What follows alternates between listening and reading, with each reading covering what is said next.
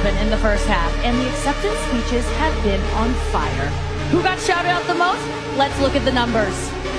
All right, cast and crew are leading the way with 11 mentions. Moms are holding strong with 3 shout-outs. God, creator of the universe, 0 mentions. Umiiyak si Jesus sa langit. Nakikita niya ang ilan sa mga Kristiyano na naglalakad sa landas patungo sa impyerno.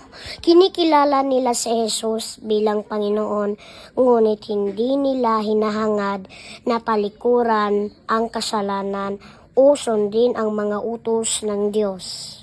Ang kasakiman, panlilin lang, selos at puot ay makikita sa kanilang mga buhay. Nasabi ng Biblia, sapagkat talastas ninyong tubos na sinuman ang mapakiapid o mahalay o masakim na isang mapagsamba sa mga Diyos-Diyosan ay